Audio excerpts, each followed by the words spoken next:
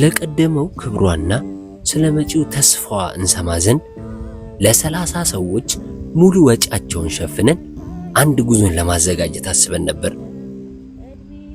ስለዚህች ሀገር ለመዘከር ስለ ትንሣኤዋ ተስፋ የሆኗት እልፍ ቅዱሳን ልጆች ቢኖሯትም እስኪ ተስፋ ከሆኑት አንዱን ጻድቅ ይዘን ከዚህ በፊት ያልተደረገን ነገር እናድርግ ብለን ይህን ጉዞ ማዘጋጀት ጀመርን።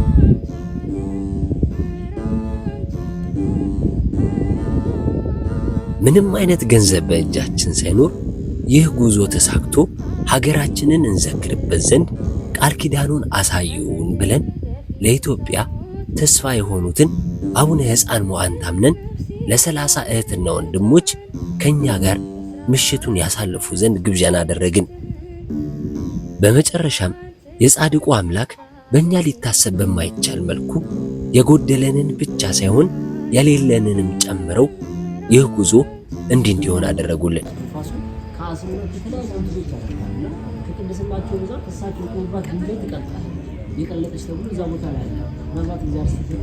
አብርሃምን ምሳሌ አድርጋ እንደምትፈጽመው ባህሏ የምሽት እንግዶቻችንን እግር አጥበን ምሽቱን እንደ አባቶቻችን ከእሳት ዳር ሆነን ሀገራችንን ስንዘክር አመሸን።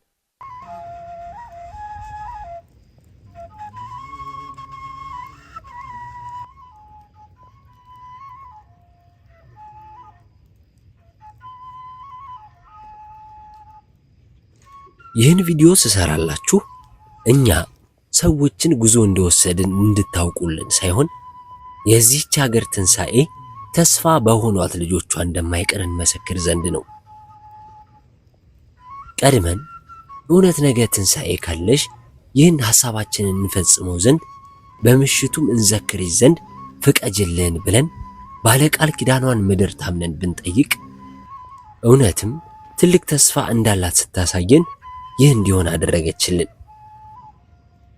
በምሽቱ ጉዟችን ስለዚህች የተስፋና የቅዱሳን ምድር በዝማሬው፣ በወጉ፣ በሁሉም ነገር ሀገራችንን ከቅዱሳን ፍሬዎቿ ጋር ስናወሳና ስናከብር አመሸን።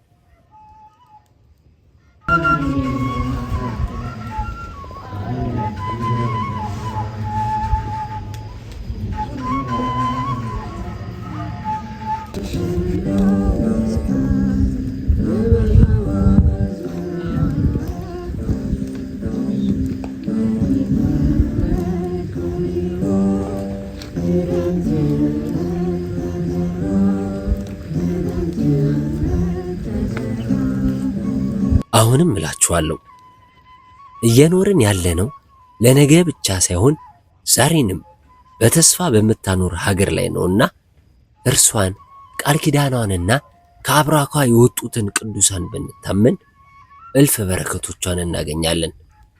በቃል ኪዳናቸውም እንጠበቃለንና ባላወቅናት፣ ባልተረዳናት፣ ባልተጠቀምንባት ሀገራችን ተስፋ ይኖራችሁ።